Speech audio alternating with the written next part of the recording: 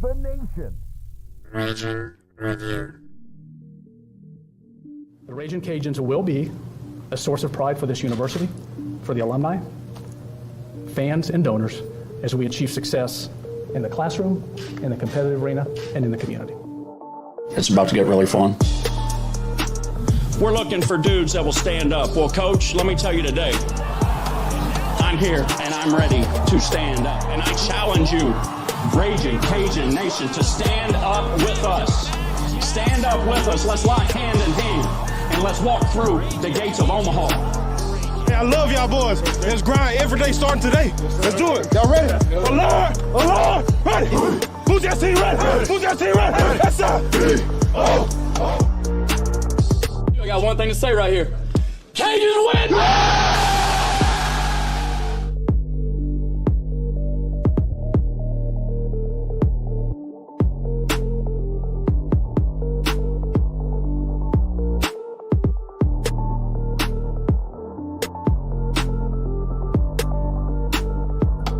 Ladies, gentlemen, children, babies, Cajun Nation, welcome to another edition of the Ragin' Review podcast. This is a special edition Ragin' Review Arkansas State post-game episode. Wow. Well, we've got a little bit to talk about. Cajuns drop a really lopsided game to the Arkansas State Red Wolves by the score of 37-17. Cajuns record now fall to 5-4 overall, 2-3 in conference play. Everything that could have gone wrong today went wrong from start to finish. Just not a good day at the office. And this is actually Arkansas State's first win against Louisiana since 2017. And pretty much everything that was in front of Louisiana is all but gone at the moment. And I know everybody, you got the coaches speak and everybody's like, well, we still got everything in front of us. No, you had a golden opportunity today to basically get a foot ahead in this race for the Western Division. But any chances that we had, it's almost diminished. So not a good day. And we'll talk a little bit about it. I know everybody's disappointed. I'm disappointed. Nick's disappointed. And so we'll talk about it. We'll take your calls and we'll vent together. I'm Gerry. I'm here with Nick. I know Nick's not too happy either. Nick, what's going on, buddy? How you doing? I think me almost breaking my foot yesterday was less painful than watching whatever that was that I watched for 2 hours or 3 hours today. I'm sad that I actually dedicated time out of my day to watch that. That was absolutely atrocious. From the moment we took the field, we looked unprepared. We didn't look like we wanted to be there. We didn't look like we had our crap together. And we couldn't score against a bottom defense, not in the Sun Belt, in the entire FBS. We couldn't move the ball. Just, it's mind-boggling how inconsistent in year 2 of this coaching staff that we can still go into games unprepared, and not just any game. We're talking about a game that could set the table or continue to set the table for you to win the West after such a huge win last week against South Alabama. And I get it, trap game, whatever. That's coachable. That's on the coaching side. You get your guys prepared to be in the game. We look completely unprepared. Coaching, we didn't execute. We couldn't kick the damn ball inbounds, which still boggles my mind that we're 9 games into the damn season and we can't kick a ball through the end zone unless, of course, the wind's behind us. Then we're good.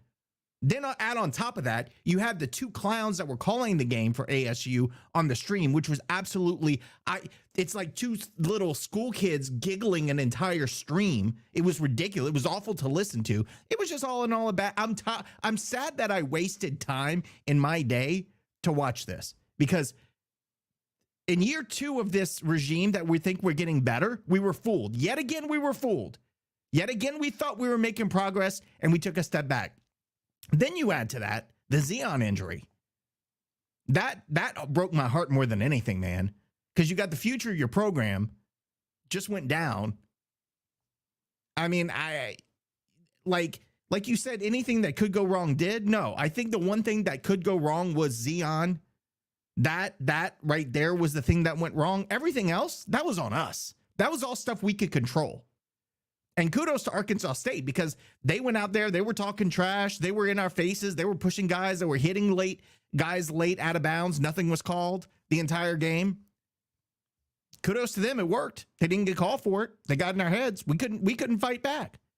So for us to come into the game like we did, it didn't bode well for us. It was another Georgia State. The difference was we didn't do anything in the second half. It's almost like, well, you know what? It was good enough the first half. Let's do this again. Let's see what happens. Just terrible. Terrible all around. And I get that it's, look, I'm seeing a lot of stuff on social media, and I'm sure we're going to get to this later about it's time for a regime change. We need to replace the coaches, this, that, and the other thing. And I'm not usually somebody in year two of a coaching staff to start calling for changes. But I just have to say, in the era that we live in and the instant gratification that people have and need and want, I'm not going to call for coaching or regime change, but I'm going to say, if this is what we have to expect going into year three, there are some serious questions that are being floated around by the fan base, whether it's right or not. I'm just saying. And the performance today that we saw out of a team that's supposedly competing for a championship last week, and then this week we see this, there is something seriously wrong. Something is wrong. And I don't know what that is, but you always have to point to the guy in charge and ask the hard questions. What the hell is going on? So I'm just going to leave it at that. Again, 2.5, a year and a half into his coaching, I'm not going to call for the guy to be fired, but I think we need to start asking those hard questions. What the hell was that? What is this? This is not what we expect. 2 years ago, we were ranked. And now we're losing to Arkansas, not even losing, getting dominated by Arkansas State after beating a contender for the West. Why are we so inconsistent? Why can we not pull a whole game together? Those are the questions that we have to start seriously looking internally to and figuring out quick. Because I'm telling you, in this world of instant gratification, this crap ain't gonna last. And if you think 15,000 in our stands are bad, it's gonna look a lot worse in just a couple games if we keep this on. I understand there's fans out there that like the sunshine pump. I understand there's people out there that'll, see everything positively. This ain't the place for you tonight. There's no sunshine pumping from what we saw today. From the start, you had a chance to run away with this thing for the Western Division. You had everything in front of you. You had the golden opportunity to just land this 1-2 knockout and carry momentum as the season came to a close before having a chance to play for the West. And you just let it pass it. You just let the opportunity just drive on by without even flinching. Today was really, really, it was frustrating. But what made it more frustrating was the fact that we had a coaching staff that did not have this team prepared. We had a coaching staff that, yes, I understand, you can tell the team all of these things leading into the game about how it's important and everything like that. But it's also your job to make sure that they execute, to make sure that they make the plays on the sideline. And I've gotten into arguments in other sports about, well, it's the players that have to do this and the players that have to do that. No. You're the coach. It's your job to make sure the players do this and that. You're the ones that have to watch them. And if they don't, you go recruit a better player that can. I'm so sick and tired of having opportunities and not finding ways to capitalize. We've done it that, we talk about Cajun disaster syndrome. Today is the reason why Cajun disaster syndrome exists. And to lay an egg like that against a team that you were favored by almost double digits, that you pretty much dominated in the series over the last 5 years, and to come out and play like that, there's just no excuse. And to anybody who says, "Oh, well, they were due," don't feed me that foolishness. Don't give me that. There's no excuse for the way we played today. Texas State hasn't beat us ever. There's no excuse for that, what we saw today. So if you want a sunshine pump, go sunshine pump somewhere else. Look, we can still love our team and still be upset with what we saw today, because really that performance was unacceptable and it was atrocious. And I know we have players that listen in. There's nothing, we have nothing against the players. It's nothing like that. But at the same time, when you have an opportunity in front of you, like we had today, and that's how we play and that's how we perform and that's how we prepared, then I'm sorry, there's nothing, there's no happy thoughts to seeing that. Well, it's not only that, Gerry. Again, it's expectations. When you 2 years ago, 3 years ago, are setting expectations that we're beating top 25 teams and we're now ranked in the top 25, I get it. We're going to have a step back, but not a step back to the point where we're losing to teams last year like ULM and Rice and this year like Arkansas State. Now, granted, Arkansas State played a hell of a game, but those are games and situations against ODU, against Georgia State, against, here we go again. But yet you're going to go and you're going to beat Texas State and you're going to beat Troy. Why are we so inconsistent? To me, that's not a sign of lack of talent on the team, because obviously we're talented enough to beat some good teams on the schedule. So if it's not talent, what is it? Because again, you're like you said, like I said, like everybody's saying, we were in the driver's seat to win the West, and you go and you lay an egg at Arkansas State that got blown out 3 games this season, especially against Oklahoma. Now, I'm not saying we're in Oklahoma, but I'm sure as hell not thinking we're going in there losing by 20. Are you kidding me? That's exactly right. Arkansas State. That's the problem, because look, give credit to Arkansas State. They spanked us today. They spanked us. They dominated the game, but they should have never been. They're not 20 points better than us. They're not 20 points better than us. What we saw today, it was no excuse for that. We just came in unprepared from the opening kickoff all the way to the end. And it's disheartening, because it goes back to everything we talk about. And this is why I want people to listen, okay, to what I'm about to say. This is why we talk about the external factors outside of just the football games, right? From how we handle game day operations, to how we handle the game day experience, to how we treat our students. It all coalesces together. And it's one thing to support the guys. It's one thing to support the team. And we're not going to go anywhere, right? But when you fail at creating an experience for fans and creating fan engagement, and then you top it off with performances like today, how do you expect to get support? How do you expect people to show up?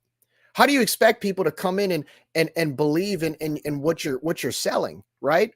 I mean, my phone is blowing up right now, talking and asking me like, hey, was this the right hire? Hey, has the administration given up? What's going on? What's going on? And I know it's a lot of panic because of the loss today, but it's about the bigger picture. What is our goal? What is our goal? If we're going to come and play like this and then have external factors where we don't try at certain things, are we settling? Are we complacent? Do we just settle for mediocrity? Because what I saw on the field today was mediocre. It was. I'm sorry. I mean, there's no other way of putting it. It was mediocre. And it makes me wonder, why do we do? Sometimes I sit back and I'm like, why do we do what we do? Whether it's Rage and Review as fans. I know I'm going kind of on a soapbox right now, but where's the reciprocity here? I guess is what I'm asking, Nick. Where's the reciprocity? Where's the consistency? That's the thing I'm talking about, Gerry. This makes no sense.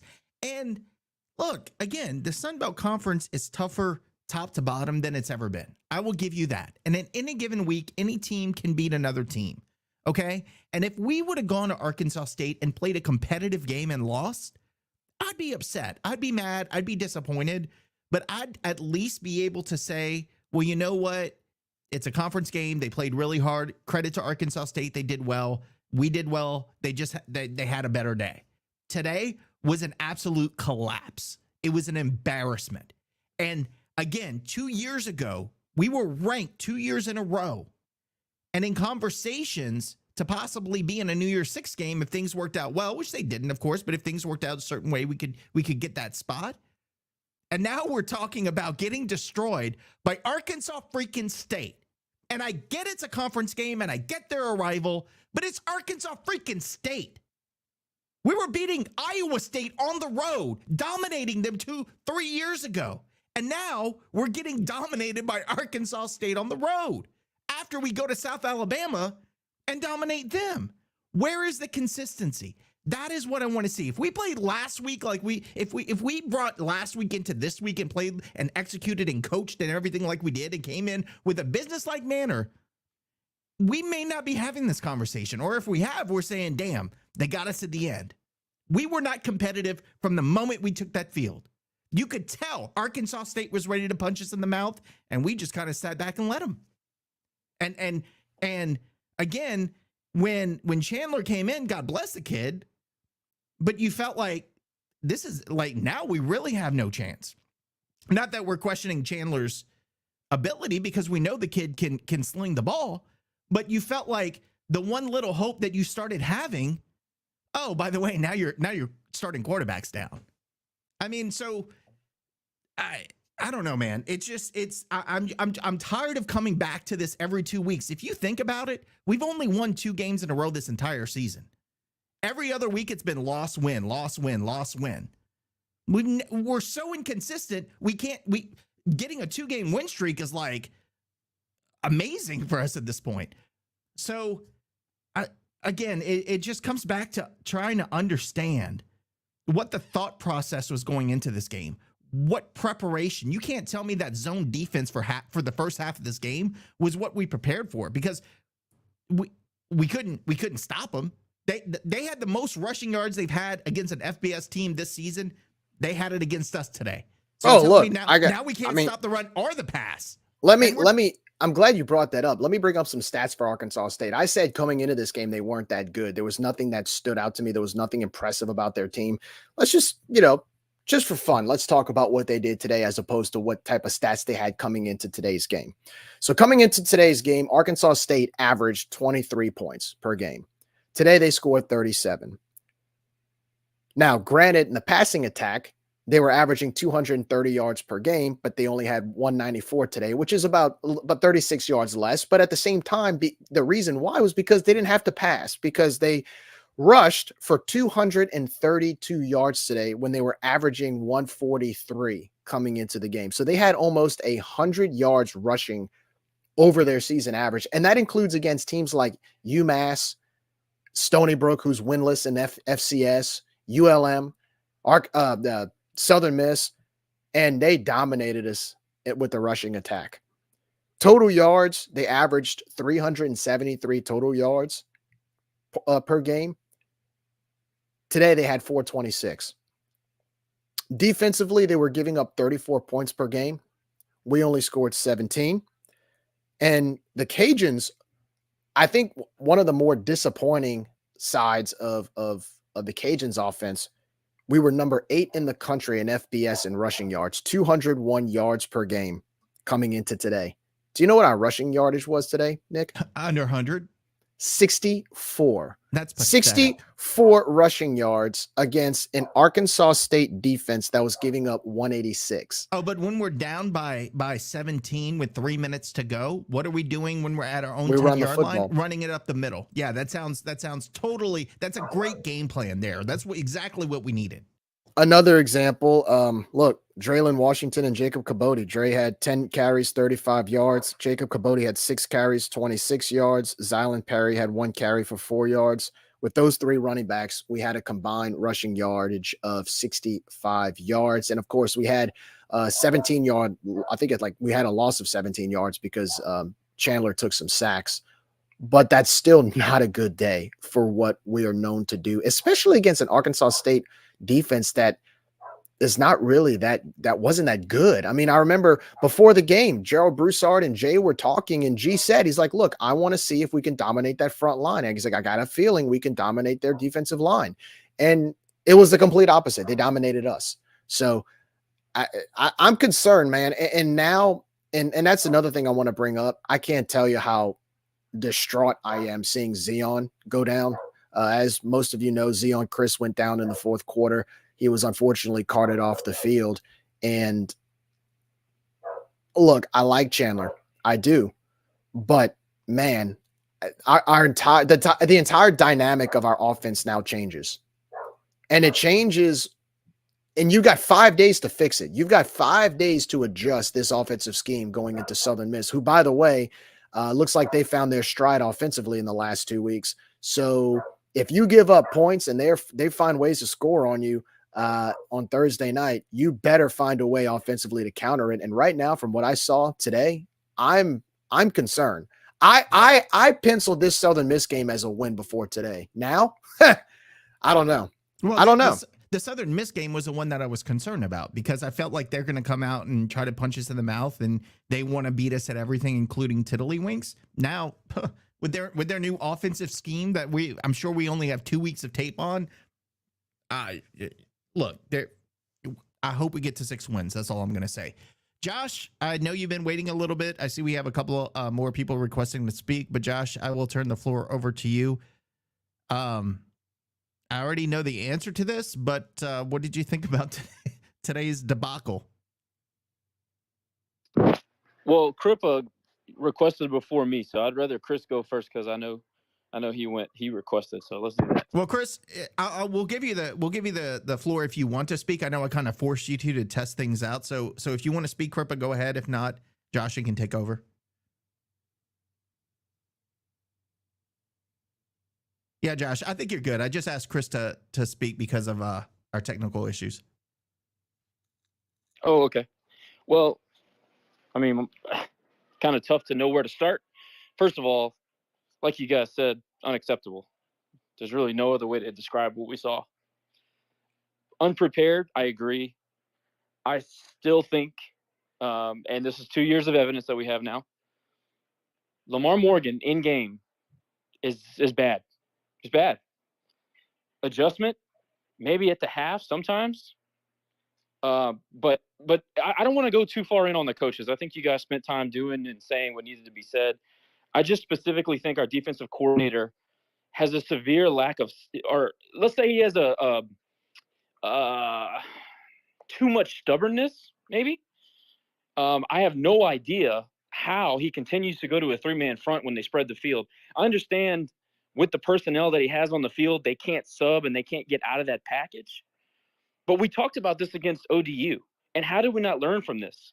Somebody has got to have the authority on the field to be able to audible out. And again, I understand the personnel situation. I understand that. But maybe, I know we have that star position. Is there not somebody that can transition down into a linebacker for some run support? I mean, I don't understand how we're not able to adjust on the fly. We have gotten gashed in the run game anytime a team spreads and stacks. I mean, they came out.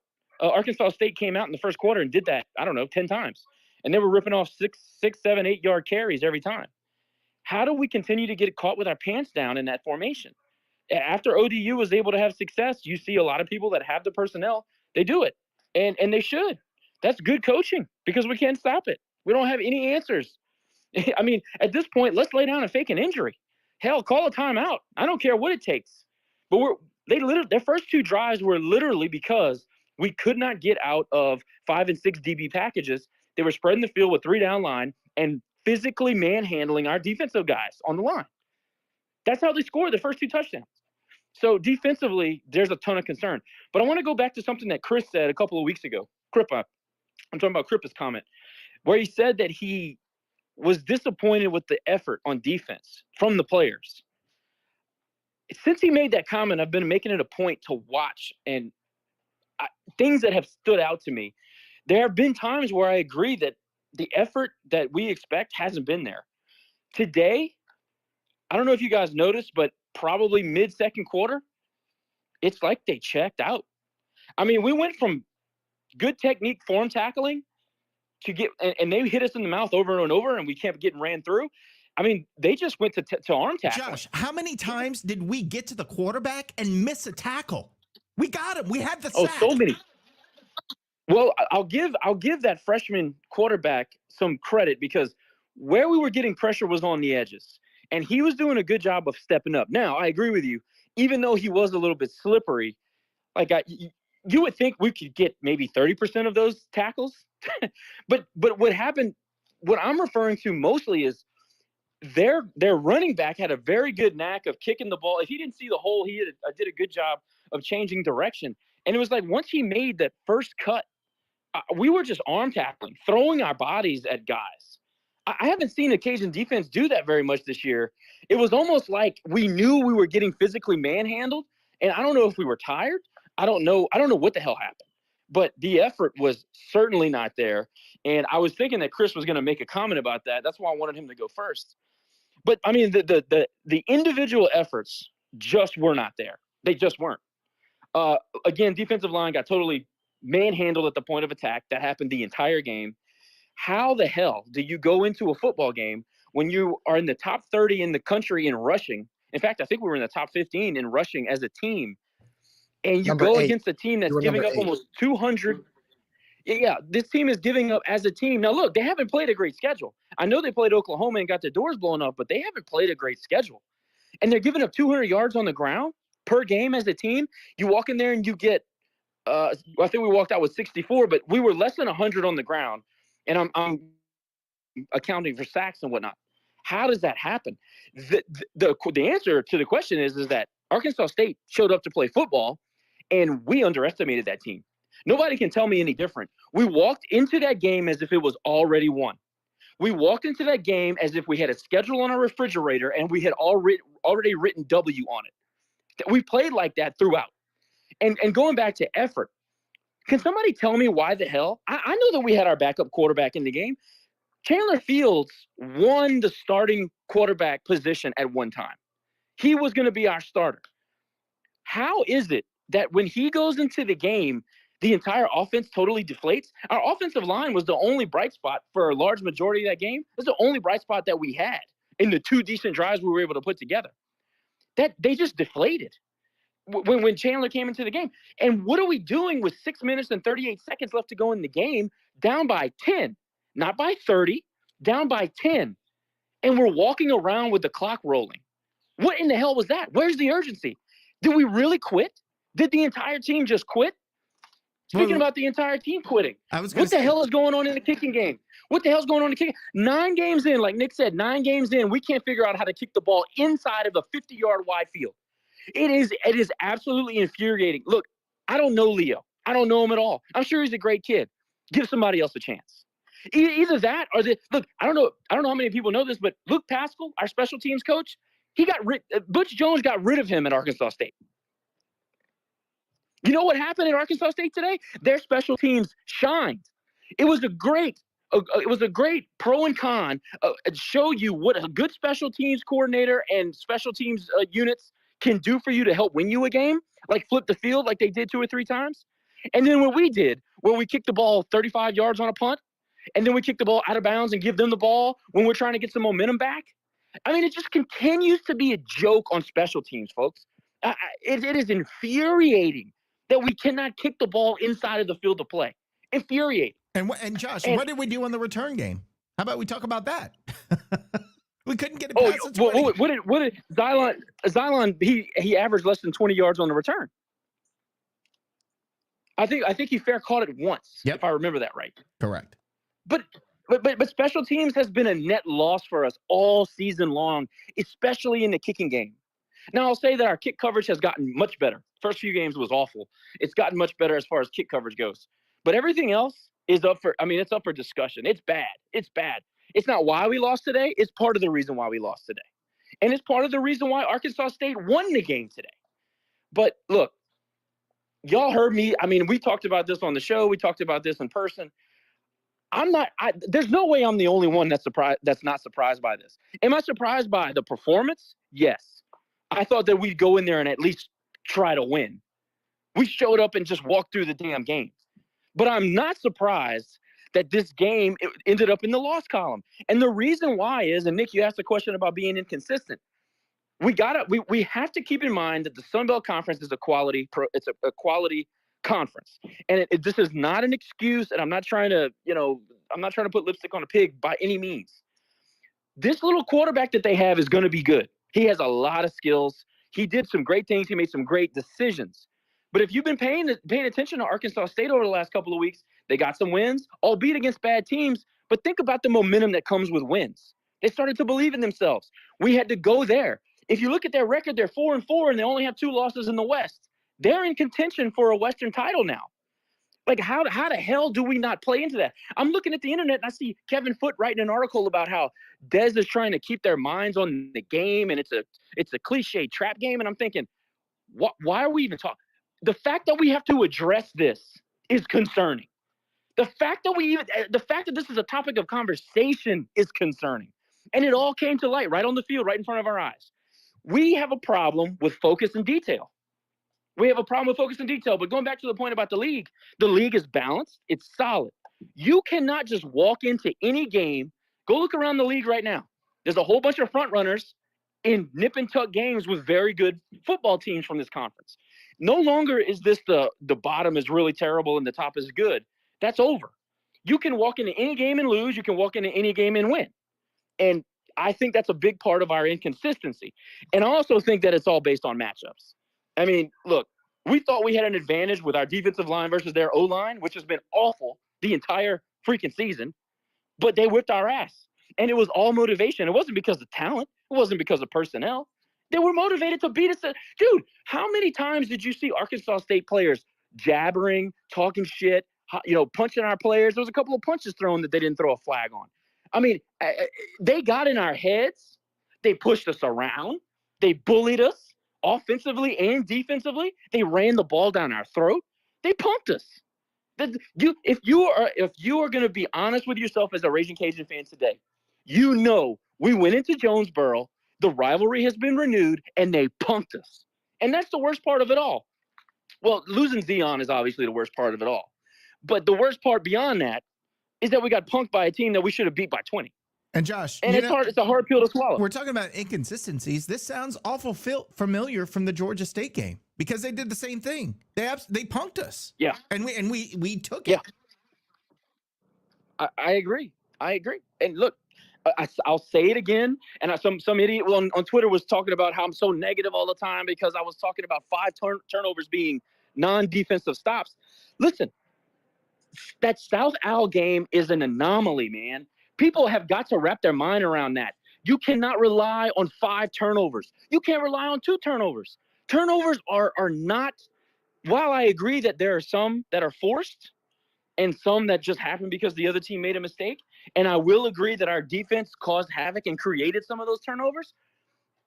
Just imagine if those Cam Whitfield 3 sacks are just regular sacks and no turnovers. We'd probably lose the football game. I mean, seriously. You cannot put a determining factor on a defense of how good they are and how they win their matchups and how they beat the Jimmies and the Joes. You cannot evaluate it that way based on the fact that you got a quarterback to throw a bad interception or you got a strip sack. Today is a great teacher on what I was trying to talk about. We didn't get turnovers today, and we got kicked in the teeth. Now go ahead and insert 2 turnovers into the game today, and it's a totally different outcome.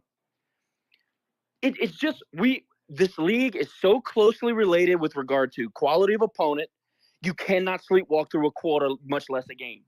You cannot rely on turnovers. You cannot rely on motivation. You got to wake up every Saturday or Thursday whenever you play, and you got to go in like you're fighting for a championship. Arkansas State showed up and played like they were fighting for a Western crown. We showed up and played like we had already wrapped it up. And there's 50 other things I could say, but those are the most important things were at the top of my mind when I was watching. I totally agree with you, Josh. I couldn't say it any better. And you said some of the things I said. Let's pause and give it over to Terry, because I know everybody wants to hear Terry's take and how excited he will be today and how positive he will be. Terry, you know what? I almost thought about not giving you the floor because you quit on the team for a little bit, but it looks like you made it back to see the end of it. So go ahead, man. Hey, I was at a 5-year-old birthday party, so I'm driving the car with my wife and my daughter, riding back right now, and I was checking in, saw we got 17-20. It's like, oh, we might pull it out, and then pure CDS fashion, we couldn't. And look, man, I've been gone. Sorry, the GPS is on. You might hear some background noise. I've been gone. Haven't been on a couple of podcasts. Been y'all know I'm active duty, so I'm in the military. So just been in and out. And if you paid attention to current events, a lot of things heating up out there over across the pond. and I'm in the Navy, right? Got to respond. I'm going to tell you this. I would much rather be on a Navy warship off the coast of Israel than watch that game. Wow. That was hot garbage. Wow. I'd rather be off the coast of Israel with air-to-surface missiles being shot at me than watch that game. That was hot garbage. I hate Arkansas State. I despise them. This team doesn't know the Arkansas State that I know. This team doesn't know when Mike Quave got in the game and got his leg ran into on PAT, right? And we had to carry Mike Quave out in the field. We were John. And this team doesn't know the hate that a lot of us old heads know. The hate that me and Jimmy Butler know. That performance, I'm disgusted. Kicking the ball out of bounds, I don't know what we're doing. I mean, Josh hit on it. 53 and a half yards of field, and we constantly kick it to the edges. It's insanity. Drives me nuts. We expect it. I don't get it. I love Dez. I want him to succeed more than any coach I've ever seen coach. I need Dez to get better.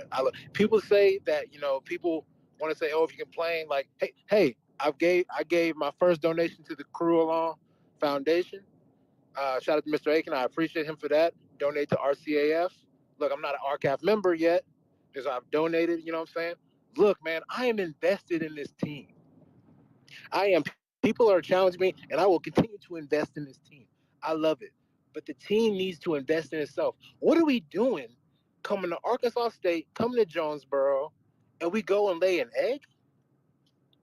Come on, man. Terry, here's my problem, Terry. How many times have we gone into a game this season and said we were totally unprepared and we got completely dominated by the other side, by whether it's play calling or play? Every game we lost, except for Minnesota. Except for Minnesota.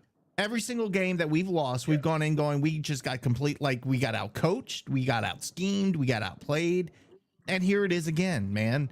And look, I'm with you. I love Dez. I'm not putting this all on Dez, but I think Dez has he's got some serious questions and conversations to have. Because again, I don't want people to forget that 2 years ago, we were ranked and we were competing for things like mentions into the New Year's Six games. And now we're talking about... We created a standard for ourselves. We created a standard, and we cannot allow... We created a standard. We as fans cannot allow our administration and coaching staff to fall back into where we were back in the bustle or the end of the HUD days. Like, that is unacceptable now. And losing to an Arkansas State or an ODU or a Rice or ULM has got to be unacceptable. And that is not the standard of Raging Cajuns football anymore. It could have been 10 years ago, but today is a different story. And I don't care how much I love a coach. I don't care how much I love their assistants. The fact of the matter is we have got to have tough conversations and we've got to figure this crap out because, again, we talk every week about attendance. We talk every week about support, but when we were winning in top 25, we weren't getting attendance. And now you're going to tell me you go crap the bed against Arkansas State, who, by the way, has a terrible defense and totally dominated us today. And you're going to expect people to show up on a Thursday night against Southern Miss. I'm going to tell you this, right? I saw the 2 games on the schedule, right? Midway through the season, I was like, I don't know if our offense is going to show up. It's a coin flip. Georgia State with their bottom passing offense and Arkansas State with a bottom rushing offense. I was looking at those because the past 2 seasons I'm gonna dare our offense to actually put on a great performance against the bottom defense. And Georgia State, we couldn't throw the ball. Arkansas State, we couldn't rush the ball. I looked at the stats. I was like, we cannot show up against these, I don't want to say gimme games, but like the statistics show. I know you don't play games on paper. Y'all talked about it on like the midweek show. You don't play games on paper, but the stats show you can run the ball on this team. You can throw the ball in Georgia State, but we just can't do that. And it's a Jekyll and Hyde. I don't know. Like, you know what I'm saying? The talent is good. And God, man, I hate for Zion, man. I saw one fan tweet. This might be the last time we may see Zion. I'm afraid this may be the last time we see Zion Chris in a UL jersey. I don't know. I hope that's not true. I hope the young man gets better. You know what I'm saying? But I also hope, he looks out for himself and, he takes care of himself. And I believe in Chandler, you know what I'm saying? But, this offense fit Zion and Ben better than Chandler just with the run up, with the option to run. I mean, like that's the fact of the matter. It fit those guys better because they were running threats. I'm not saying Chandler can't run, but he's a clear more of a pocket passer than Ben and Zion were. And you take away that 87-yard bomb to Peter LeBlanc, which was great to see. I looked at that as man, you didn't. Even before later in the game, I was like, can we drive the ball on them? Can we actually earn 5 yards here, 10 yards there, 3 yards there, 5? You know what I'm saying? Can we actually earn it? And we couldn't. You take that away, we only scored 10 points. Well, Josh said it earlier in the season. He said, I hate being a big play team because your guys rely on big plays and they think that's all we can do. And that's what they're striving for. And that played out today. Terry, I'm going to put you on pause for just a second. I see Jimmy wants to speak. He didn't get to go in last week, and I didn't get the chance to let him speak. So Jimmy, what's up, man? How are you? Oh, snap, I'm on? Dang, okay, what's up? How y'all doing, man? Not good, man. Not good. But what's on your mind? Look, I'm not going to get into the particulars, because y'all pretty much said everything I could say. And I was debating whether I wanted to get on here because the things that I was going to say weren't too good, I guess I could say. And I didn't want to go that route. But I just want to point to the fact that all this time, and I'm gonna just point to this one thing. And Terry talked about it with the discipline and the detail. The fact that this one thing alone, the fact that we keep kicking the ball out of bounds and this hasn't been corrected yet this far down the season tells me everything I need to know. And I'm gonna just leave it at that, because the first couple times it should have been corrected. But the fact that we going this long, something that small, that simple, and that can't even be corrected, how can we expect for other things to? But that's all I'm gonna say. I don't want to go down the rabbit hole because I'm pretty upset, and I didn't want to get on here sounding like Terry. But I just wanted to point that out. You know what I'm saying? I appreciate it, man. And you're right. It's attention to detail. I mean, that's one of the things we've harped about for most of the season is with the penalties. And we saw that again. We saw the penalties again creep up in the early parts of this game. And I said, here we go. We go a 3 and out on our first drive, and then we let them march down the field and score uncontested. I mean, we didn't try to stop them. They go up 14-0, but you're still making these stupid mental errors. Look, we were sold on the fact that Napier is gone, and now we're bringing in guys who know the culture and going to keep the culture and going to keep the things the same. And a year and a half into it, I'm starting to question, was that really the case? And I'm not questioning the hire. Yeah. I know some people are questioning the hire, and that's fair. But, what we were promised and sold on doesn't seem to be. I mean, some games we look prepared, some games we don't. But again, that's all about preparation and the way that you prepare for all of your games, not just big games, not just games against South Alabama, but the games against the smaller guys as well. So I'm starting to question a little bit if that is really the case, if that's really what we're seeing, because 9 games into the season, I don't know about you, but I still don't know what our identity is on offense or defense. Remember when I asked y'all that, though? What game was that? It was a couple games ago. I said, what is our identity on defense? I asked because I didn't know. And I guess we still, I don't know. But I hate to bring this up because it's but I have to go with what I know. But it's just back to the whole, kicking out of bounds thing, man. I just can't wrap my head around it. And like I said, I'm going to stay there because y'all covered the particulars. But I'm just thinking to myself, what would the coaching staffs that I played for do in this situation? I appreciate it. Yeah. what would they do? Like how would they approach this? Like, what scenario could I draw back from when I played where a player was consistently doing something wrong, or somebody wasn't doing something right, or a coach wasn't doing something? What's up, Jimmy? Remember when we always had after the game on Sunday, we in the locker room, I know every special teams play. Yes. It's all at the entire all 100 players, and he's like, "Look, Coach Hud got the laser pointer. Look at that, kicking out of bounds, doesn't care." Who coaches that? Look, Who coaches that? right, but All right, and Coach Hud was the special teams coach. He was the head coach, but Coach Hud was the special team. Coach Hud loved special teams. He was a special teams coach. He would be livid at Brett, Smoke, Daniel Cadona, anybody punting and kicking the ball. He was critical. But he look, would never let that slide. But look, but to bring to that point though, so when I was starting and I was on the front line on kickoff return, I didn't want to give max effort on that because I got to go right back and run like 100 routes on the field. But when Sunday comes and we watching the film in front of the whole team, I don't want to get embarrassed.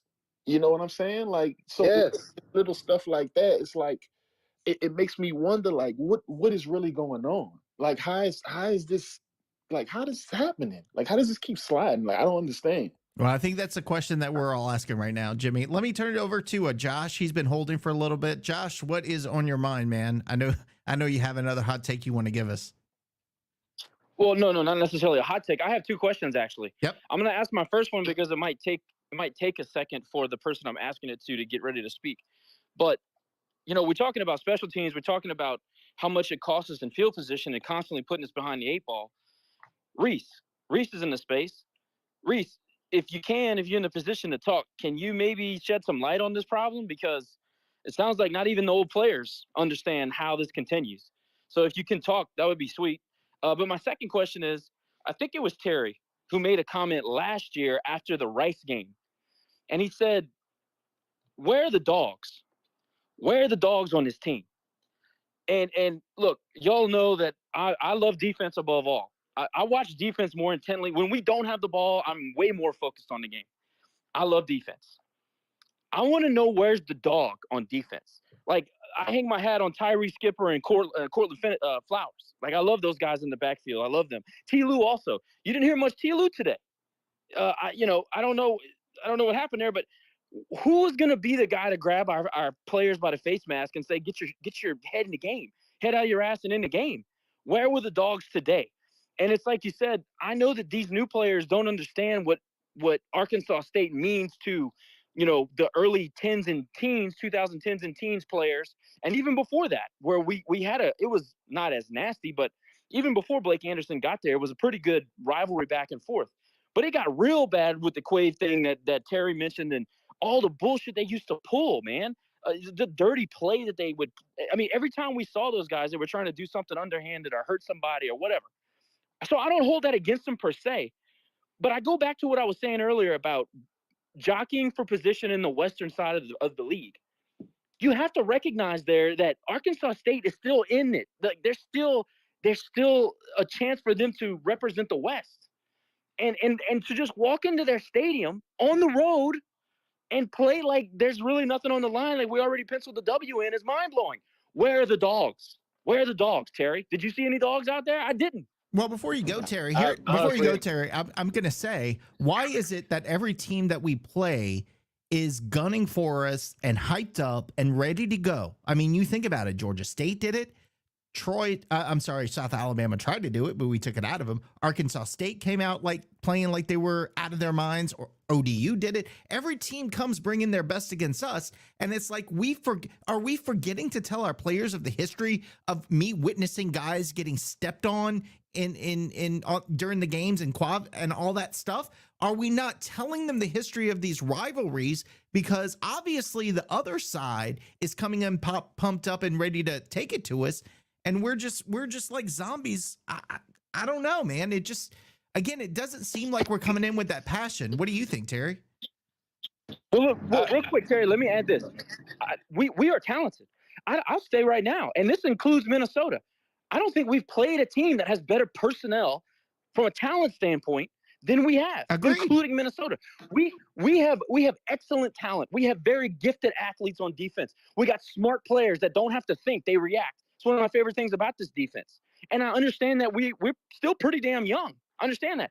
But at some point, and maybe this is the point where it comes where you realize, oh, maybe we're not as good as we thought. Maybe we need some leadership on the field. Maybe today is the day. But to this point, nobody is grabbing somebody by the face mask and saying, get your head out of your ass, let's go. Where's the dog? Where's somebody who's willing to stick their elbow up somebody's neck? I want to see that. We need it. If it's 15 yards, that's the price to pay to get the team fired up. Well, whatever. Because we got punked today. Honestly, man, as far as our dogs today, I saw Cam Whitfield a little bit make some noise. You know, I know Zion tried his best, but, you know, Zion can only do so much, man. He can't open up his own holes. I saw O-line got down and dirty a little bit, but other than that, like, there was no, like I said, there was no big performance from one person. And, you know, I'm not in the locker room. I've seen the videos, the culture videos, and Dad's hypes people up at the beginning of the game. And, you know, it gets me fired up. And I believe he does that for every game, man. I can only speak from my own experiences, man. I speak from, you know, I remember Coach Hud would put, you know, after we lost to ULM in 2013, right, at home, we could have secured a conference championship game. He made the GAs print these flyers of ULM, we are the real Louisiana. Put it all across the locker room. He put it all across the locker room. You let go of the rope. You know what I'm saying? He made them do that Monday morning. We come into practice Monday morning, we pissed and we're angry. You know what I'm saying? He'd make posters of Arkansas State, talk of press clippings of Tulane talking trash on the message boards. Oh, like Louisiana is a ULL is a flash in the pan. That got us excited. The Coach Hud pissed us off every Monday. Coach Rusty Witt, strength coach, pissed us off every offseason. They made it to where we were always angry. And yeah, it got tiring and it got tedious, but man, it got us ready every week. That's the experience that I had. And Jimmy can talk to it just as much. So Jimmy, before you go, and this is for both of you, do you think that the fact was that HUD was just able to coach you guys up for the games, not necessarily that you were more talented than this year's teams, but that you were coached up to play out of your freaking minds because you were pumped and motivated to go? Do you think that's what might be missing today? Terry, Jimmy, you can go. You want me to go?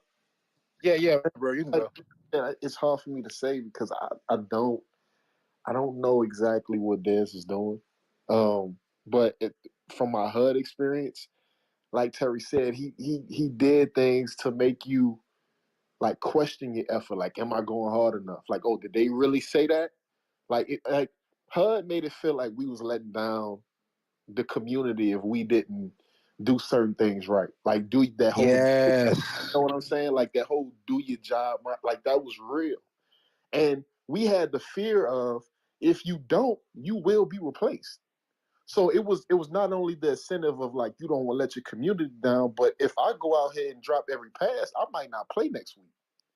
And Jim, remember, this is pre-NIL transfer portal. Right. You know what I'm saying? Or if I got transfer, I go to FC. Now, coaches nowadays, unless you're like a Nick Saban or, you know, insert top 5 coach here, you know, guys are like, oh, I don't care. I can just go transfer to some other D1 school and I can just get out of here. Now, coaches have a fear if they coach you too hard, you'll shut down and you'll get pushed away. Right. Yeah, that's true. Okay, so I've been listening for the last like half hour because I really appreciate the feedback you guys have been giving. But Jimmy, I had to say something based on what you just said that Coach Hud would tell you, how he would say you're letting the community down. Earlier in this post game, I mentioned how everything works together from how we promote, how we get people to the game, to what we see in the performance on the field. Right? That's what I'm alluding to. I'm glad you brought that up because you're right. When you put on that uniform, you represent this community, you represent this culture, you represent this heritage that we pride ourselves on as Cajuns. We're blue collar, hardworking people that put on our work boots and go to work and grind. And to the point that you just made, you know, we're trying to ask constantly, what's going on? Why are we kicking the ball out of bounds? Why are we not doing this? Why are we not doing that? And I just keep coming back to this common denominator.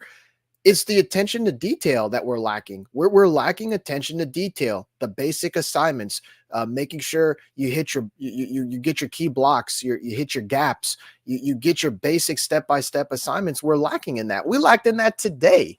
And I think it became a snowball effect. And the games that we've lost, we come in, we miss our assignments, we miss the basic fundamental steps that it takes to make a play. And I just think that it eventually it all comes to fruition and turns out to be a disaster for us. And today, I mean, if you look at the first couple of Arkansas State drives, the way they were running the ball down our throat on our front seven, something that we pride ourselves on.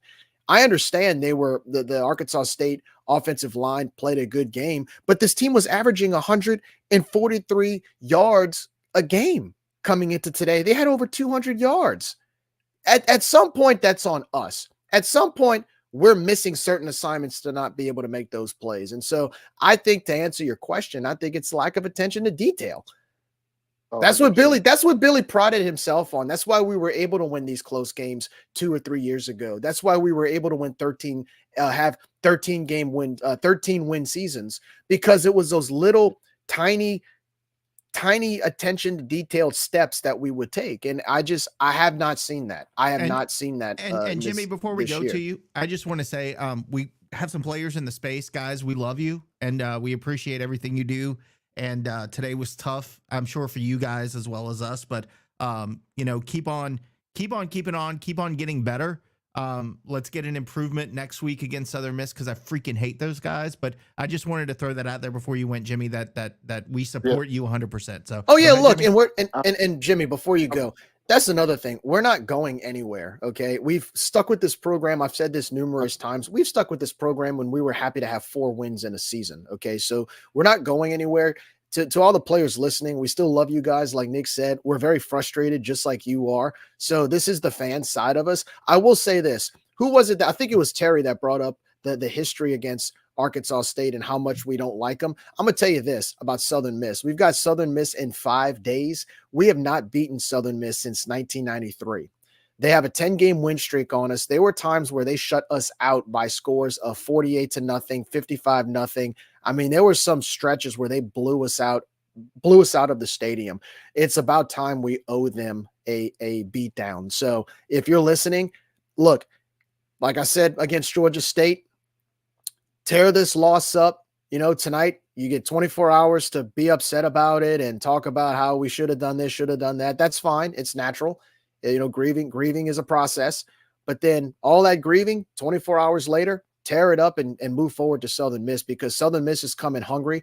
They feel that they have a chip on their shoulder, but at the same time, we should have a chip on their shoulder because we have not beaten them in 30 years. They were one time a program that we wanted to emulate, and now they're our peer. So let's show them why they're our peer. Go out there Thursday, regroup, refocus, have a great week of practice, and let's get that 6th win on Thursday night against a team that we are long overdue of beating. Yeah, and please kick their ass, because I talk so much crap to all of their fans. I got your back, players. Listen to me, man. I'm putting myself out there because I know you can't, and I'm talking so much crap. So please go out there and kick their ass this Thursday so I don't have to take it back. Jimmy, go ahead. So that's a great segue into what I'm about to say. And after this, I got to get off because I'm late to a wedding already. So what I say is, the reason why stuff like this hurts so much is because I do care, and I'm not going anywhere. And even still, like, we could lose every game. I'm still gonna be here. I'm pretty sure y'all still gonna be here. We have the support. It's just like, for me, I'm always putting myself out there. I work with people who are the fans of the other team that's about 45 minutes to an hour away. I won't name them, but I'm always putting our name out there, and I'm always talking trash. I'm always like, nah, it's all about this. It's all about this. And Nick and Gerry, I got some things in the works that's coming up next week. I'm gonna hit you guys up about it Wednesday. Just some things in the community I got going that's pretty exciting, but I didn't want to bring it out yet because it's still kind of small, but once I get the particulars, I'm gonna hit you guys up about it, and like just some things in the community to get more eyes on us. You know what I'm saying? Get more support. So I appreciate y'all for having me. And look, 24-hour rule next week. Let's go get it. You know what I'm saying? And that's it. Y'all always gonna have my support. I know y'all always gonna have Terry's support and everybody else in this space. So Thanks, I'm Jimmy. not going anywhere. I appreciate it, and have fun at your wedding tonight. Hope you're not wedding crashing. Hopefully you were invited. Ryan Landry, I see you requested to speak. What's up, man? Oh, not too much, man. It's just it's funny how football is, man. Week to week, so high last week, so low this week. Yeah. Just I'm not gonna kind of dig in it too deep, but the only thing that I want to say as far as the last 3 games is, why do we continue to put ourselves behind the 8 ball whenever it comes to 3 down linemen on defense? I agree, and we see that we often see that early in the game, right? That we're playing this zone defense. That's what I'm saying. Yeah, that's what I'm saying. Putting ourselves behind the 8 ball. We continue. You go back to Texas State, Georgia State, and then I don't. South Alabama, I don't know if that was an anomaly or what, but when you saw it in the second half, whenever they started to pick up the pace a little bit, they had our number. I don't know why we rely on our defense to bend but not break, and have to rely on our offense to kind of like get into a rhythm to get some points and later on in the game in the second half, and then it's too late. And then this game's a little bit different because Deion got hurt, but to be honest, like you said, he had that one 85-yard pass or whatever it was, and he had the long pass to Robert Williams. But you take away them 2 long passes, what did he have? He wasn't running the ball. He really wasn't. We weren't doing jack whatever on offense. So our defense, I just don't get the first 2 or 3 drives we gave up 17 points or whatever. Like, that immediately puts us behind the 8 ball. This is not on the players. I got the players back. Y'all know that. I got the players back. Look, I'm just going to say this. I'm going to say this, Ryan. Insanity is doing the same thing over and over again and expecting different results. And I feel like we do that every single week. We do this. We come up with the same game plan from the start of the game, and we expect things to happen differently. And it doesn't. And then we try to change mid-game. Look at what happened in Georgia State. It's the same thing. We played a whole half of football the exact same way we played the first half of football today. The difference was we mounted a comeback against Georgia State and fell short. Today we just didn't. We kept doing the same thing. Yeah, and you say that, and then after the Georgia State game, Dez said that on the Monday night coaches show, he told Jay Walker that they didn't even make any kind of adjustments. They just played better. So if you have 3 down linemen and you're not getting any kind of pressure, not in the run game, not in the passing game, not in any freaking game, and they continue to hit 7 yards or 7-yard outs, 7 yards on the outside on a run, a delay, a draw, whatever. 7, 8 yards of play, but we're bending but not breaking. But next thing you know, we're down 17-0, 20-0. Like when does somebody say, "Hey, coach, that ain't working"? And I'm not saying like, "Hey, Coach Dez, that ain't working." I'm saying somebody should say, as Coach Dez, say, "Hey, Coach Lamar, that ain't working. Let's fucking try something else." I'm sorry to say that for it, but let's try something else. We have 4 down linemen. We run safety blitzes. Next thing you know, we sacking quarterbacks and we force them to punt for the first time. So no, I agree. I don't understand. Can somebody make me understand, please? Man, and I don't want to get too emotional, but like this is what it is with this coach. And I love Dez. I really do. But look, won his first game, won the next 2 in his first real season. Next thing you know, he loses 2 or 3 in a row. We win 2, we lose 2. Like, this dude is 12-11. So is this what it is? He gets our hopes up for 2 or 3 games, and then the next 2 we get kicked in the balls and we're back down to reality. because we can't make adjustments. I don't get it. So I really don't want to get too emotional. I want to know if anybody else sees the same things that I do whenever it comes to adjustments and stuff like that, and if anybody else has an answer. Yeah, I'm going to ask you, Gerry, because we say this every week. It seems like that we don't make adjustments. We don't make adjustments, or maybe we do make adjustments. It's a little concerning to me that Ryan's telling me. Des said, well, we didn't make any adjustments the second half of Georgia State. Why not? Like, why aren't you changing what you're doing if obviously it's not working? You can't tell me they didn't make any adjustments. I mean, because there's no way that the team that came out in the second half was running the same. First of all, they weren't running, a 3-4 defense in the second half. They had 4 or 5 linemen up front. So you can't tell me they didn't make any adjustments. So why wouldn't you, if what you're doing is not working, change what you're doing and try to see if something else will work? Do you get it? Because I'm with Ryan. I don't get it if that's the case. It's funny because it's actually more complicated than what we're talking about now, because I have talked to coaches about that because we've discussed it so many times. And believe it or not, a lot of it's circumstantial depending on what the other team throws at you. And then there's just sometimes where your game plan actually is what it's meant to be. You just can't execute it properly, or you're not hustling, or you're not executing it at the rate that you are. But here's what I'll say about this. The main thing Gerry, that go ahead. What you got, Ryan?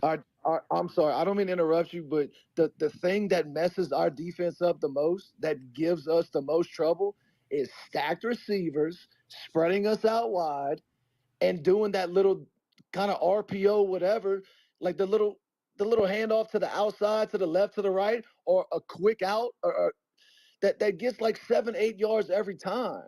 So it's not like something that's unforeseen. It's the same thing that kills us in every game. And I know you're saying that it's coaches that are so meticulous and whatever, they got to think about this and that, but it's the same things that hurt us every game. And the teams watch the tape. The first thing that they did was they watched the ODU game, and that's what kills us. And we still can't stop it because we don't adjust. Well, I think the unfortunate thing about that, and it's sad for me to say it, but if we're in game number 9, or we're about to be in game number 10 out of 12, and we haven't figured it out yet, now it's just to the point where we just have to accept that's who we are. And unfortunately for us, if all 4 of our losses had situations like that, to where there were certain schematic adjustments that these other teams made against us, and we couldn't counter it or defeat it, then that just goes to show you that the book is out on us, and we just, we have to find a way to one up that fact. I think unfortunately, when it comes to stopping the rushing attack, and I saw it against Minnesota. For example, Minnesota ran that Big Ten powered offense, and all they did was run stretch, to where their offensive line dominated our front 4, and the running back would just kind of hesitate, and then he would wrap around the outside or wrap around the edge and get about 7 or 8 yards of carry. I've noticed that a lot I noticed that today. I noticed that against Georgia State. Unfortunately, Ryan, at this point in the year, if we can't defeat that now, that's just who we are. And you hope and pray that you play against a team that doesn't have that type of running ability and that type of offensive line. It scares me, knowing full well that in 5 days we're about to play a Southern Miss team. And I know Southern Miss isn't having their best year, but there is a running back by the name of Frank Gore Jr. who he eats on those type of things. So that is something that's concerning to me. And sometimes when you can't make those adjustments, unfortunately, even if you try to counter those certain adjustments against the other team, there's just certain weaknesses that we just can't get over. I know Southern Miss fans are down on Will Hall, and they got their issues with him, but I thought that Will Hall, whenever he was here, like the last year that Hull was here, he had kind of like a good offensive mind. I'll just put it like that. Then he went to Tulane, and he ramped things up over there, and he went to Southern Miss or whatever. But if this dude can't look at the tape and figure out to do the same things that ODU did, that Georgia State did, that Texas State did in the first, and then tonight, like, he should be fired on the spot. Look, because we don't adjust. That's the bottom line. Yeah, I'll agree with you, Ryan, and I'll move on to, because I know we got a couple of other people who want to speak, but I'm just going to say this. When we were less talented than other teams, even during the Napier era, when we were less talented, I'd say this probably started HUD, Napier showed a little bit of it. We would stand up at the line and not show, and we'd especially on defense, we'd have guys moving around, and we'd stand up until right before the snap, and we'd try to, make things interesting and not show them exactly what we were coming with. We're not even doing that right now. We're showing it's almost like we're not being creative in, like, okay, they're kicking our ass. Let's try this. Let's try something different to see if we can do it. We're just sticking with what we're doing and hoping it works. And well, yeah, we're not even on the field. We're not even set to play. Dude, we're running people. If they're playing a quick tempo offense, we're screwed. We're screwed defensively. Exactly. That's what I'm saying. And so if Will Hall doesn't watch the tape and score whatever, then he should be fired on the spot. I feel you. Like you said, the tape is out on us, and I'm sorry, I didn't mean to get too long, but I'm upset. I love the players. I love the program.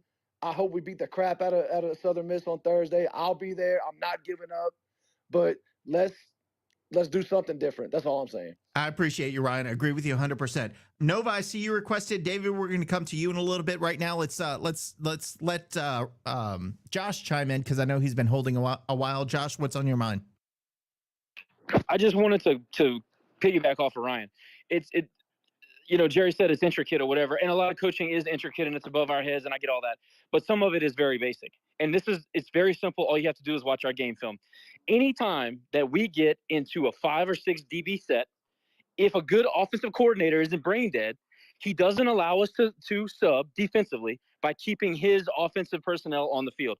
And all they do is they audible out to a wide spread or a stack wide receiver, just like the dude from Fordham that coaches at ODU now does. And what they'll do is they just run off tackle, because we are you're going to have the star backer or a single high safety, and you're going to have a single linebacker in the middle, and everybody else is out wide. We're in a three technique on the line. It's 5 against 3. What do you think is going to happen in the run game? Of course, we're going to rip off. They're going to rip off 7 and 8 yards. But the only way they get there is when Lamar puts in that 5 DB set, and he does it often. He did it at Houston. He did it at Vanderbilt. That's the kind of defense he wants to run. And as soon as we get into it, that's not the player's fault. That is a lack of. And I'll repeat what I said at the beginning of the show. Somebody has got to be able to be a hybrid safety that can come down and give run support. We have the star back. We have the star position for that exact reason. How is there no ability to audible into that? That blows my freaking mind. And to somebody else's point about the tempo absolutely destroys us, because we try to micromanage so much from the damn sideline that the players cannot get into a base set without looking to the sideline for the next play call. They just don't allow them to do it. I don't know if they don't trust them. I don't know if they just don't know the audibles, the calls, or what. I don't know what's going on the field. But as soon as they catch us in a package where we are obviously outmanned on the line, they keep us in that defensive package, and they stay on the field. And all they got to do is audible from run to pass, spread the field, blah, blah, blah. That's all they do. And they hand off and they run off tackle. That's not intricate. That's simple. The idea that we continue to run the 3 technique when we're getting gashed, I mean, damn, dude, fake an injury, call a timeout. I don't know. Get off the field. And that's it. How many times this season did we see us get completely beat on defense on a big play, and the first thing the guys do is put up their hands like this and look to the sideline?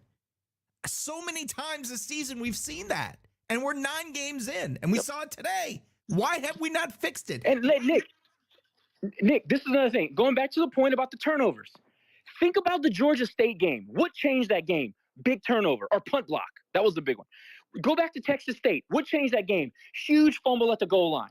Okay? Think about a lot of these wins where our defense, they played well, and we have some high rankings in certain categories. And again, I'm not blaming the personnel, but we forget about these big turnovers, game-changing plays. But the devil's in the details.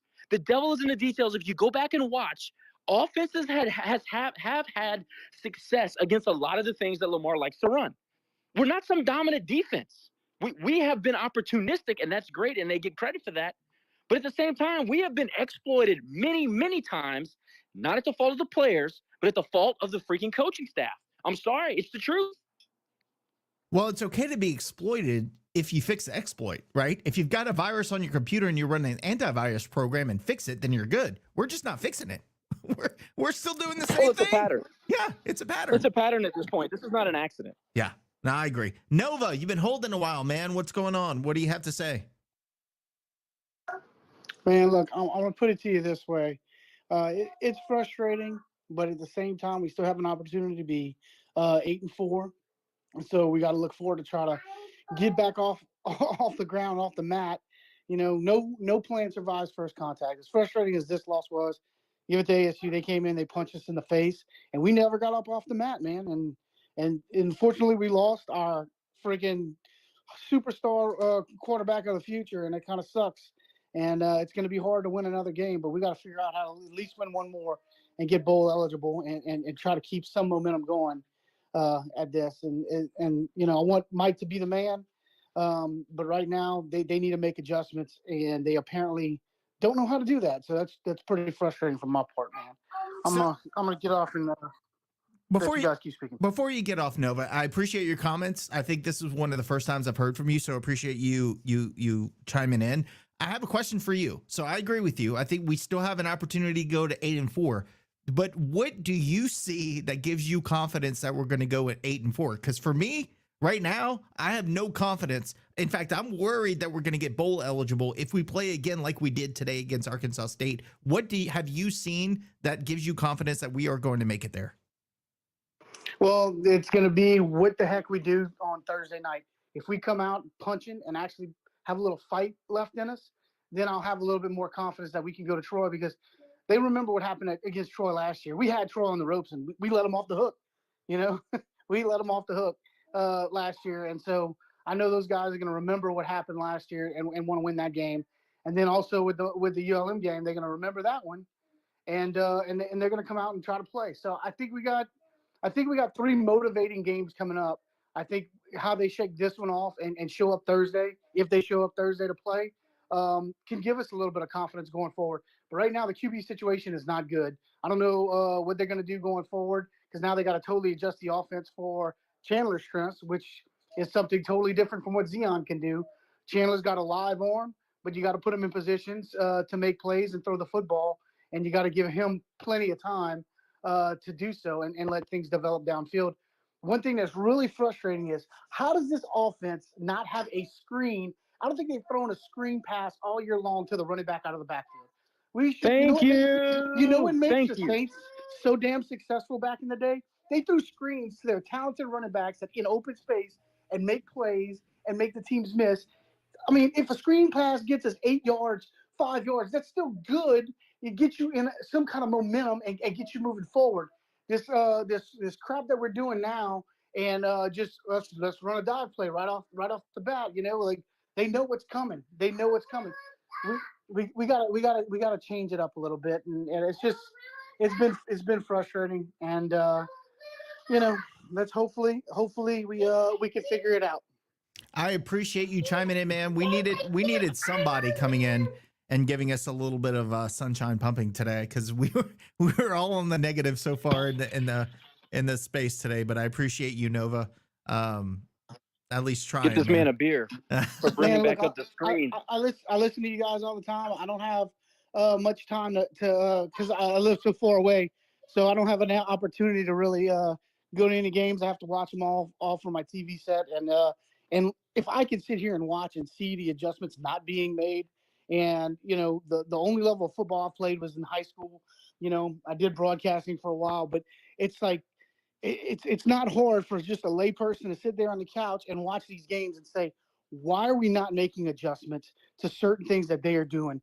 You know, being a former Army guy, you know, plan's only good until first contact, and then you got to make adjust. You got to adjust and adapt to the situation. And it doesn't seem like we know how to do that. And it's very frustrating, because I really want Mike to be the man. I want him to be our Bobby Bowden. I want him to be the guy that's going to stay here forever and lead us to a lot of championships. But right now, they've got some soul searching to do. These dudes have a lot of soul searching to do because tonight we got our ass whooped. And it was just, there's no other way to look at it. We got our ass whooped tonight. So we'll see what happens on Thursday night, man. Like, if they pick themselves off the mat and come out and do what they got to do against Southern Miss, that'll give us some hope. But we just got to try to get that next one in and get bowl eligible and see what happens from going here on out. So I appreciate it, man. Thank you again for the comments. Great hearing for everyone who doesn't get in the space often. It's good hearing different points of view, Gerry. I don't know, man. I'm having trouble getting pumped up about going to, like I told you earlier, Tostado's Taco Bowl being hosted in Harlingen, Texas. When you had everything in front of you and you just poo-poo the bed yet again, it's hard. It's hard for me to get pumped up about that. Well, we still have a lot of football to play. I mean, we still have 3 games left. The problem is, and I appreciate Nova's optimism, as of right now and from what I saw today, I don't see us winning three games in a row as of this moment. Now, maybe tomorrow I wake up on the right side of the bed and, you know, I get that extra hour of sleep because of the daylight savings that we're about to experience. Thank goodness. And maybe I feel differently. But right now, after what I saw today, you have a 5-day turnaround going into Southern Miss against a team that has pretty much dominated you in the last 10 or last 30 years, 10 games. So I don't know, man. I'm not feeling it right now. I'm just not feeling it right now. I'm just going to ask you this question. I'm sure all of your manual clocks have to be changed because you're a boomer and can't figure out technology. So just reminding you that you have to go turn all of your clocks. You probably have like 15 around your house. You need to go manually change them all back. I know. I've already gotten started on that. So don't worry. I'm ahead of this. I'm ahead of the curve on that one, Nick. But thank you for reminding me. I appreciate it. Thank goodness on that. Look, Josh, we'll let you go next. Gerry, if you want to get the scores up, because I'm sure we have a lot to go around the belt. Josh, what's up? I just want to know how many tight end targets we had today. Oh, I was waiting for that to come. Like none. Neil might have had one, right? Less than 5? No, if that's generous. I don't know that we had 5. Well, if you want to win, throw it to the tight end. Well, if you want to win, It's adjust your game plan as the game goes on. But we've already beaten that horse to death. Look, I appreciate. First of all, Nova had a great call, excellent call. I understand and I appreciate the optimism, but I am going to be the one to say this. I don't know how anybody could think 3 games ahead right now. I can barely think about Thursday. We need to regroup. This changes the season in a lot of ways. I understand that, but we need to regroup and beat Southern Miss. We need. Not only do we need to beat Southern Miss, we need to forge an identity. You know, with great crisis comes great opportunity. Let's make no mistake about what happened today. It was a disaster. So who's going to be in that locker room and who's going to pull the team up by the bootstraps and who's going to say, all right, we're going to make something out of this disaster. You know, this is how leaders are born. Who's going to be the leader to do it? Who's going to be the guy that's going to, you know, maybe not necessarily a vocal player or whatever, lead by example, kind of quiet. Who's going to come out of their shell and become a leader? Because that's what we need on this team. We need somebody to boss others around on the field, coach them up on the field, whatever the case is. I made a comment about the dog earlier. We need to get some dogs out there. I mean, it's time. Let's use this opportunity to gather ourselves, forge the identity, and find out who's going to be the next great leader on this football team. We have a chance to do that on Thursday, and we have a chance to do it in front of our home crowd. Now, the nature of the fan is to give up when they feel like the season's over or when we're not living up to the expectations. Obviously, this is not the place to come. Rage and Review is diehards, and we're going to be there come rain or shine. But there's a lot of people out there that aren't going to show up on Thursday. All right. We need to give them a reason to come back the next home game we have. We need to you know what I mean? If that makes any sense, we need to go out there and show them that we can be resilient, that we can come back and punch a rival that we have in the face and get back up on our horse when we got knocked down. That's our opportunity. Here's an idea. Here's an idea. This is a perfect time right now after this loss today, right? You've got a very dejected fan base. You've got a lot of people that are having doubts. Look, this game is on Thursday night. It's not a Saturday, obviously. So of course you're going to have to do things to get people to show up. Why not let people park in the Cajun Field parking lot for a general admission price? Why not create an event inside of Cajun Field?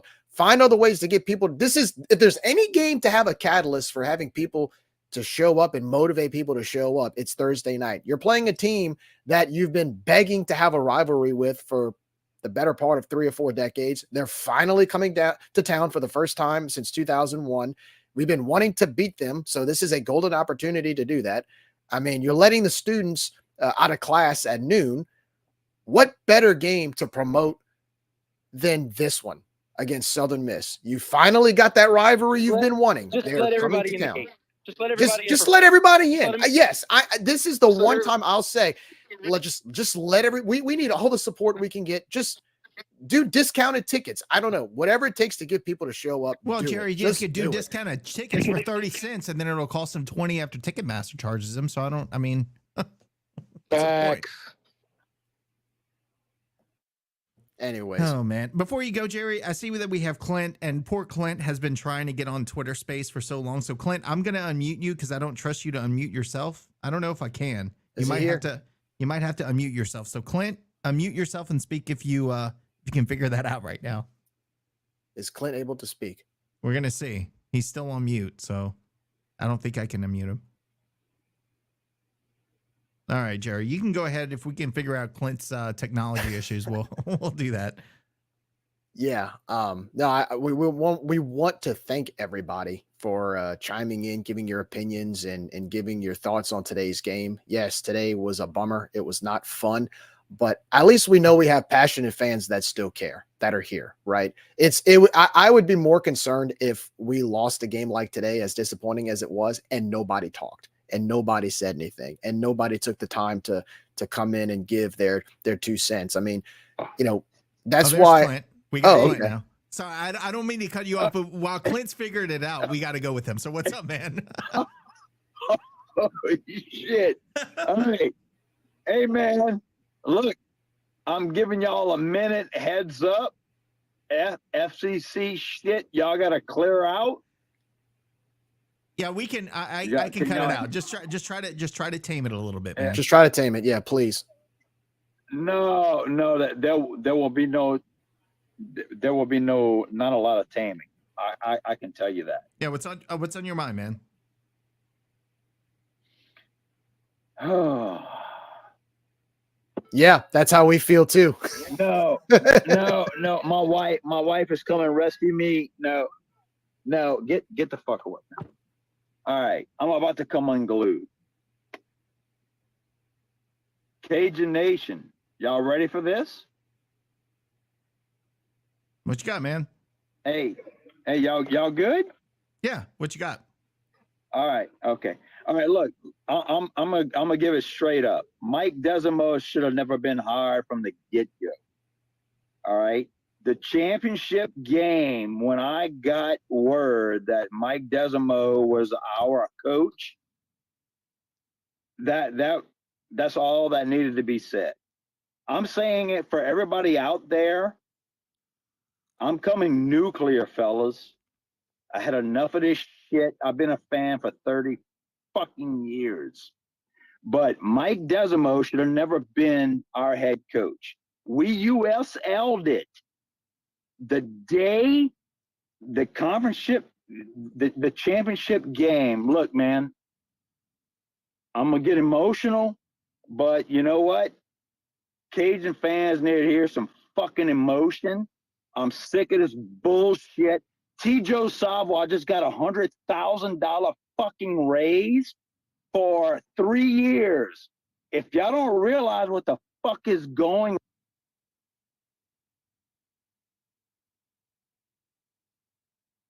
I think we lost him.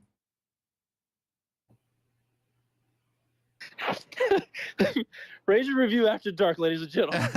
Is he there? I think that was probably one of the best callers ever. Well, we do have kids listening, so maybe he can join us again. Sorry about that, Clint. I do disagree with Clint, though. I'll tell you that much. I think Mike is the person that you want leading a team. I'm gonna go off and say I will defend Mike to the day I die. You know, and if he makes it through this thing, he makes it through this thing. But as a person and as a leader, that's the dude that I want leading our program. You know, he just got to learn, and it's going to be tough lessons. I mean, we got to understand this guy has never been a head coach at the collegiate level before, and this is his first gig. He's going to learn, and he's going to take some grenades in the trenches, and he's going to have to pick himself off the mat and adjust and adapt, and just be better, right? But I mean, if you want a leader for this university and this culture, so to speak, that we always talk about. I mean, this dude is the guy, man. Like he is Raging Cajuns, man. Like this guy has done a lot for this university and puts his soul out there and puts him and his family out there, and he does it because he loves this program, man. So like I can't hate on Mike for them hiring Mike, because when you look at all the other candidates they had, with Pete Golding, that dude is a disaster. Like, I mean, it was just Mike fit the team at the time that what we needed, man. And I respectfully disagree with Clint. You know, I appreciate his passion, man, because everybody loves this program. Everybody who's here on this call loves this university, you know, and like, you know, and I want people to come here and to want to play here, want to play for not just the university, but for the area of Acadiana and for that Cajun culture, because the people in that area are the most special people in the world, and people give their shirt off their back for people, and that's what the Cajun culture is. And they got that fire, and they got that passion, and they got that never quit, and that's what I want to show the world, and that's what we need to show the world in the NCAA when we have an opportunity to make the playoff. And we need to get our team better, we need to get our program better, and we need to put in the resources we can to get there, you know, because that's the only way we're going to do it. And that school across the basin, they could suck it. Y'all have a good night, guys. Thank y'all. Thanks, man. And look, we can argue on whether or not the right hire was made. The fact of the matter is, we've got Des. We love him. We will support him. And do we question decisions? And do we, you know, question the future and what that holds, et cetera, et cetera? We can do that. But look, the hire that was made, and we love the guy, and he's a local guy. And until he shows us different, you know, I'm sticking with Des. So anyway, sorry about that, Gerry. I didn't mean to cut you off earlier, but I wanted No, to you get him didn't. in. It's completely fine. And no, look, I mean, everything Mike stands for is exactly what this culture is about and what this program's about. You know, look, at the end of the day, you want a coach that you know is a class act. He's going to guide his players in the right direction. He's going to make sure that at the end of the day, those players graduate and do what they can. But on the other hand, and look, I love Mike. At the same time, I understand that part of the business is wins and losses. And I know that there's a lot of pressure on him right now, especially following in the footsteps of the success we've had over the last 5 seasons. But I think if there's anything, whether people say he should have gotten hired or shouldn't have gotten hired, usually you have a couple of years to prove yourself. I think Mike has a right to prove himself. I think he has a right to go out there and see what he can do. I know right now things aren't looking as bright as we thought, but he has a few years. And if you look at the circumstances of what he had to replace last year with his coaching staff and a lot of the players that went into the portal after Billy went to Florida, he's got a right to have a few years to build what he can. And so, you know, if 2 or 3 years down the road, he's still our coach and we're not getting the results, then maybe we can talk about that. But right now, I think Mike, as a coach, has a right to prove himself and see what he can do as our head football coach. I agree. Do you want to go to scores now? Or do you want to take some more comments? Are there anybody else requesting right now? Yeah, If they I see Josh. Josh, what's up, man? Oh, I'll be quick. I don't know if it's productive to talk about the coaching situation, because the bottom line is Mike's going to be here 3 years. Bottom line, no questions asked. You know, one thing I'm never going to do is shy away from talking about the coaching as far as like the performance and things like that. Number one, they're professionals. They're paid to do a job. So I think they're fair game. I don't think you should go after athletes. Now we can talk about what we thought about in game, but as far as them not being here or whatever, I think we shouldn't do that. We're better than that. But as far as the USL thing, look, I know Clint personally. Clint has done 1,000 things that nobody will ever know about for the Cajun program. He's given untold amounts of cash. He is passionate. Now, seems like he's a little bit, not himself at the moment, and that's fine. We need all the fans that we can get. Especially ones with the ability and the want to give to the program and give feedback to the program. We need to embrace that. So If anybody's out there upset about what Clint said, don't be. We need everybody's opinion. We need everybody's feedback. I disagree that Mike's not the guy. Was it a USL budget hire? Hey, shit, you never know. Could be. Could be. A lot of factors go into who you hire and when you hire him. But the fact of the matter is, he's our guy. He's one of us. I can get behind that. I'm going to defend him. I'm going to. We know him enough personally to where I think he can do the job. So that's my stance on it. And to this point, I mean, look, dude, we have weathered an exodus of players. We have weathered a freshman quarterback. We have coaching or quarterback carousel. He's had a lot to deal with in his short span here. So I'm going to wait it out. I mean, there will come a day where I'm going to have to say one way or the other. Do I think Mike's the guy for the long term? And we'll deal with it at that point. But at this point, even if it is a budget hire or a USL hire, even if it is, Mike's our guy. I have faith in the dude. I think that our issues are much more local. And I'm saying that specific to the coordinating staff and the assistant coordinating staff. I think we have improvements in a major way we can make there. I'm not saying fire anybody. I'm just saying the patterns are very obvious to anybody watching the games. So while we may disagree with somebody like Clint speaks for a lot of people, and we should listen and pay attention to what they have to say. It's a valid I agree point. with you. It's a good point. Yep. Nova, did you want to add on to that? All right, I think we're good. All right, Gerry. And it feels like therapy tonight. Every time we have one of these losses, it feels like that's what this is. I feel a little better. Well, you know what, though? Right? We get it out, but I tell other people can say what they want, especially certain fan bases close by to us. They talk about how irrelevant we are and how we're this and that.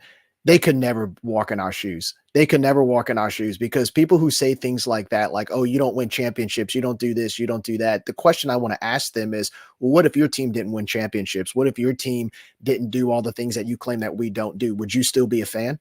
What if your team didn't get a $50 million payday from ESPN? What if your team didn't get all the funding in the state? What if your team didn't get every single advantage handed to them on a silver platter? I mean, it's not easy. We've said this before. It is so hard to be a fan of a program like ours, not because we were bad for a while, but the fact that we really, and especially, with this latest ruling or whatever, we're behind the 8 ball for everything, and we have every disadvantage, and still somehow end up getting ranked in football, making regionals, super regionals, World Series in baseball, dominating in softball, basketball. We're making the NCAA March Madness. We're freaking, national champions in water skiing. So you're saying that it's not easy to be a fan of our program, because we have so much adversity that we have to, and BS that we have to go through to make progress and to make things happen and to win these things. It's easy for a team that has every advantage handed to them on a silver platter. Are you kidding me? Like, why shouldn't Ohio State be a national championship contender? Why shouldn't Georgia? They're handed every single advantage and then some. And we have to fight for every single morsel that is left over, and still somehow for 2 years in a row are somewhat in the conversation to be in a game that means something. So that is 100% correct. We have to fight and grind for every single morsel of anything that we get.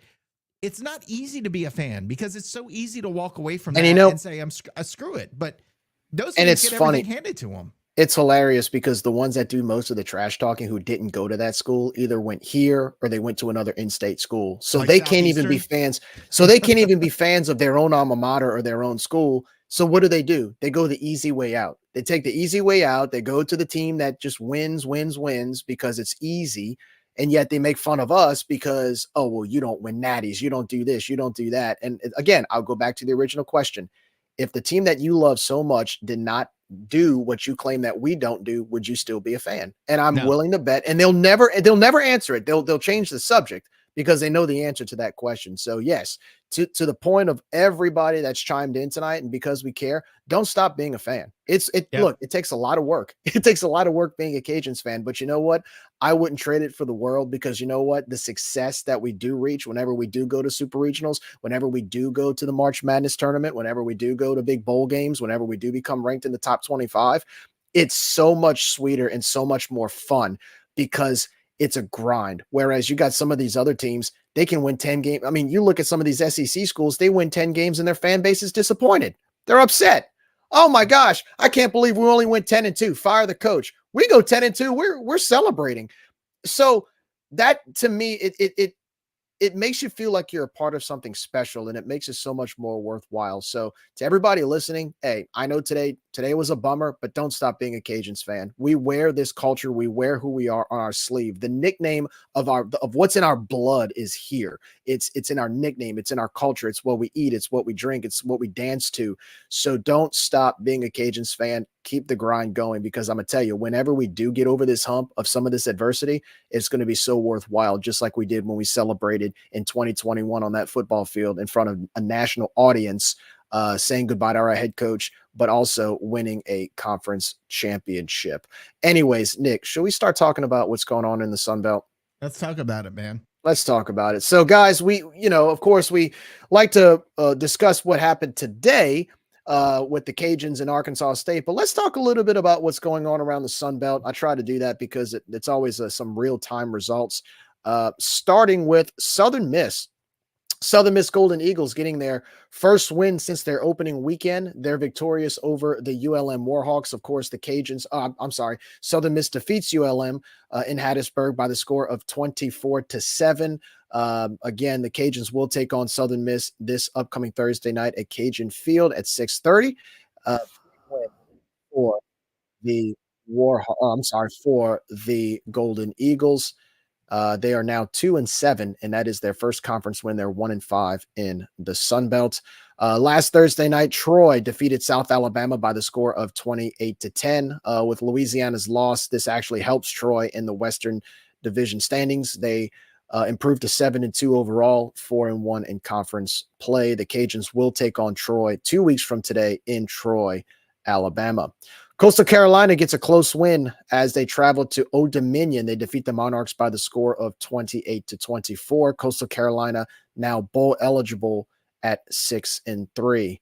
JMU traveled to Georgia State. I don't know what happened to Georgia State since they beat us. I guess after they beat us, we wore them out so much that they haven't really shown up these last 2 weeks. JMU continues their win streak. They go to 9-0 overall, 6-0 in conference play.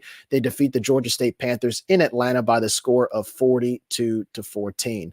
Right now, we got some in-game scores. Late in the fourth quarter, Texas State, they are leading Georgia Southern by the score of 45-24 in San Marcos. It looks like Texas State will hold on as they have less than 2 minutes to go in the fourth. Texas State will probably jump to second place in the Sun Belt Western Division with this victory over Georgia Southern. And then also, and last but not least, App State is leading late in the third quarter in Boone against Marshall. They lead the Thundering Herd by the score of 28-9. And I said last but not least, but the last score, of course, and the most unfortunate of all, Louisiana drops their game today to the Arkansas State Red Wolves by the 7-17. And Louisiana's overall record now sits at 5-4 overall and 2-3 in Sun Belt Conference play. So that's some scores around the Sun Belt. We'll talk more about that in our upcoming episode this week on the results as well as the upcoming schedule in the conference. And believe it or not, I don't think the Cajuns are actually ruled out yet of the Sun Belt Western Division still, in spite of today's loss, but it makes it a lot more difficult for this Sun Belt Western Division race. You think? Just a little bit. Just a little bit. Do we have any more callers? Yeah, I think we're good. We're in an hour 40. We probably want to wrap it up. For sure. Because I think we're beating a dead horse at this point. Yeah. Nick, go ahead and give your final thoughts and I'll close it out. Well, today sucked. But and you said it earlier, and I'm gonna say it again. It felt so good to hear from other Cajuns fans today.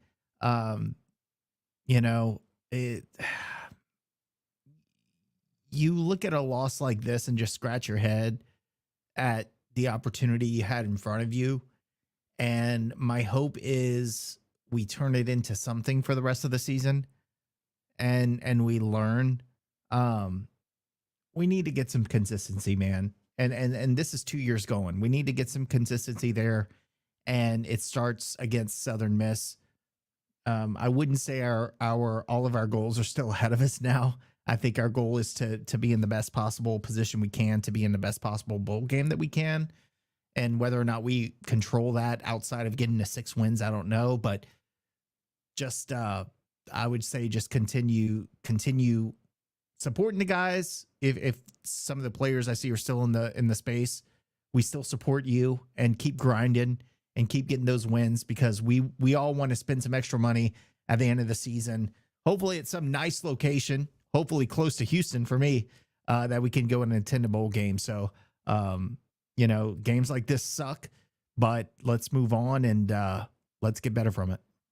It's like I said earlier, look, tonight's a night to mope about it, be upset about it, be dejected. You get your 24-hour rule. You put a week of preparation in, you face some adversity with a loss, but it happens. It's life. It's part of life. The question is, what do you do to get back up and move forward? So I know tonight's not fun. It wasn't fun today. It wasn't fun for any of us, but tonight's a good night to just kind of be a little upset about it. But tomorrow, tear this game away, close the chapter on it, get ready for Southern Miss, a team that we haven't beaten since 1993, and a team that the fans have been waiting to beat since 1993. This is a golden opportunity for you to make this thing right and get it done. As far as Zion, buddy, hey, keep grinding, man. Heal up. Our thoughts are with you, man, and we got you, dude. We got you. And to Chandler, hey, man, this is your team, dude. Step up. There's moments where, of course, Tony Robichaud used to say, work while you wait. Well, you've worked while you waited. Now seize the opportunity. So best of luck next week to all of our players listening, to our coaching staff. Let's get it right. Let's get it right. Southern Miss is a winnable game.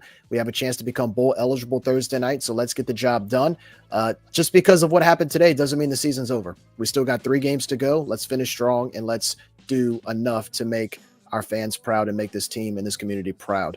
So that's going to do it for tonight here on the Raging Review postgame. We want to thank everybody for tuning in and listening and chiming in. We want to thank our former players as well as our current players for listening. Josh, thank you so much for giving your 2 cents.